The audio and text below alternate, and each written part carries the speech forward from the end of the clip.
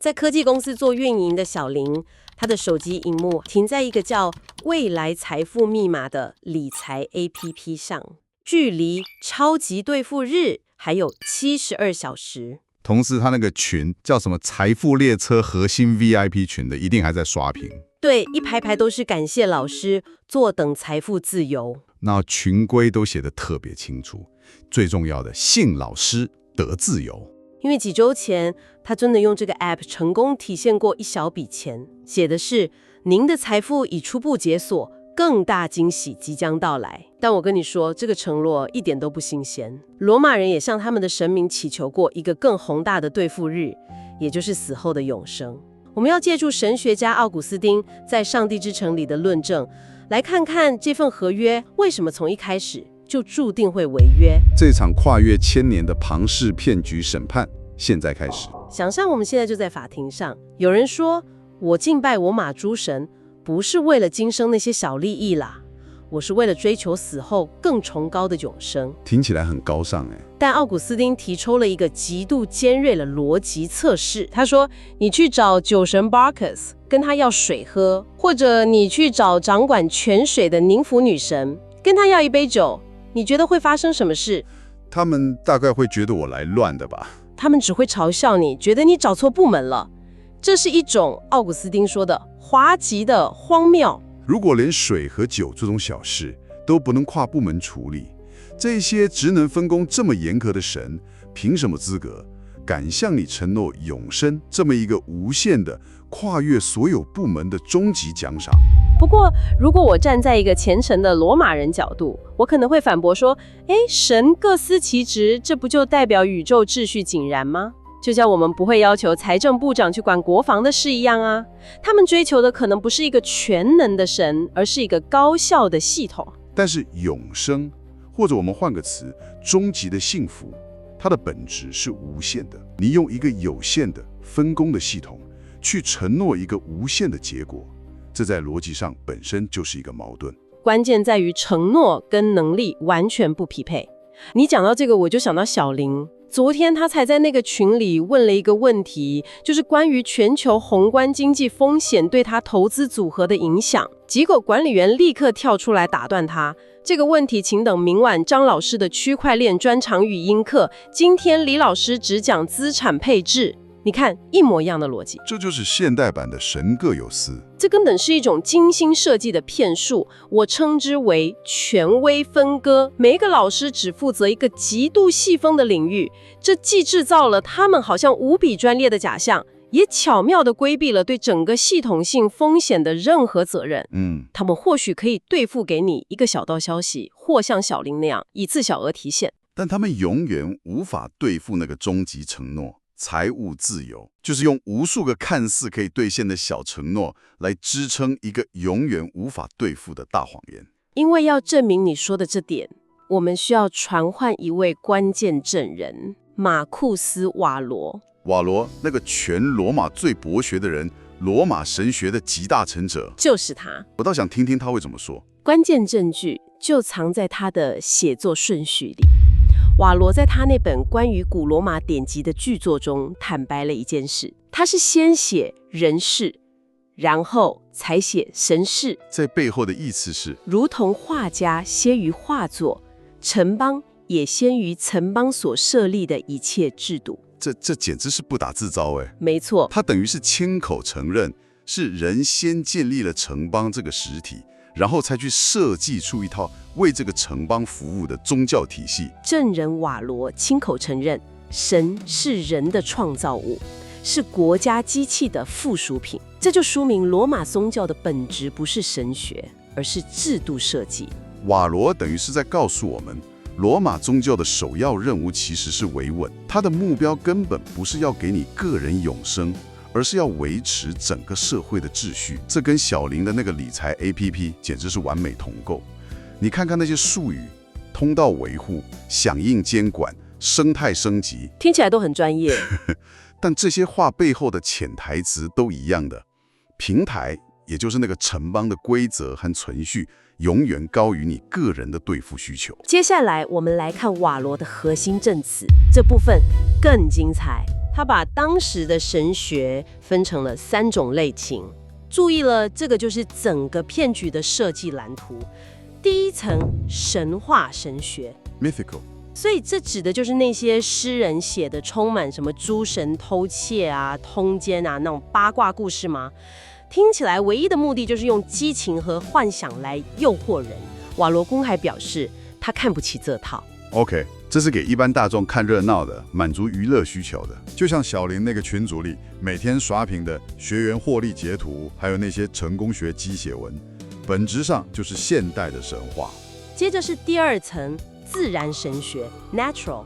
这个我知道，是哲学家的领域，听起来就很高深，探讨神的本质、宇宙的构成之类的。没错，但他被关在学院里，他的目的是用理性和复杂性来说服你，让你相信这背后有一套很深刻的逻辑。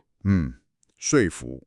所以说，小林收到的那份项目白皮书跟老师开的线上课，其实就扮演了自然神学这个角色，对吧？用一堆我们听不懂的什么区块链术语、宏观经济模型来建立一种不容置疑的专业感。第3种也是最重要的，叫做城邦神学。这是祭司和普通公民在神庙里必须遵守践行的，也就是官方宗教，关乎国家祭典和公共仪式。瓦罗极力推崇这个，认为它既庄重又必要。他不解释为何，他只命令如何。他的唯一目的就是锁住你。我明白了。这么说来，小林那个 APP 本身就是城邦神学的体现嘛？那些严格的群规、每日打卡签到的课表，还有定期的通道维护公告，它就是用一套不容置疑的流程，把你牢牢锁死在系统内部，让你彻底失去独立判断的能力。但是奥古斯丁就在这里发现了一个致命的漏洞。瓦罗试图把高雅的城邦神学跟低俗的神话神学切割开。他想说，我们在神庙里拜的神跟剧场里演的那些乱七八糟的神不是一回事，但他自己又不得不承认，剧场里演的那些荒唐戏码，其目的恰恰是为了取悦和祭祀城邦神学里那些所谓高雅的神。这等于是说，全国人民都知道这群神的私生活有多混乱，但一转身还得在神庙里毕恭毕敬地拜他们，然后祈求他们赐予永生。小林的 APP 最终弹出了一则系统维护72小时的公告，倒数结束之后什么都没有发生， APP 无法登入。他点开那个曾经无比狂热的投资群组，荧幕的正中央只剩下一行冰冷的灰字：此群组已被解散。你可以想象那个画面，一座宏伟的罗马神庙，信徒们很虔诚地等待着神谕，但等来的却是祭司面无表情地走出来，关上沉重的铁门，插上门栓。当然，这时候一定会有人站出来辩护，就像骗局崩盘后，还会有人说这是一次宝贵的财商教育。在这里，奥古斯丁的裁定非常清晰：罪行就是罪行，它不会因为你将它诗意地解释为季节更替的隐喻，就变得圣洁。这就像你不能说金融诈骗是对资本流动的一种艺术化表达一样。没错，行为的本质不会因为你诠释的改变而改变。基于以上所有的证据和论证，我们可以得出奥古斯丁在《上帝之称》第6卷中的最终结论：罗马诸神，无论是剧场里被嘲笑的，还是神庙里被敬拜的，其本质已经被证明是荒谬、污秽且无能的。像这些神明祈求永生，就和在一个已经爆雷的 App 上等待兑付一样，是徒劳的。真正的永生必是来自一个真正的、唯有能力赐予福乐的源头。普通的神靠不住，那如果是 VIP 特选神呢？你这问题很好，就像平台爆雷后，骗子会立刻来一个所谓的高净值核心群，承诺有内部通道可以优先回款。对，这次我们讨论的还只是罗马的普通神，下一集我们将面对更顶配的 VIP 大神——双面神亚努斯、众神之王朱庇特，他们能对付永生吗？大理石的谎言堆砌成辉煌的点，诸神的微笑背后是欲望的深渊。滑落的笔尖划破了神话的脸，原来这庄严的崇拜不过是一场拙劣的表演，许诺了永恒却只兑现承言，这场庞氏的骗局竟延续了千年，你献祭了灵魂透支着明天，却不知那神座之上空无一物，只剩残片。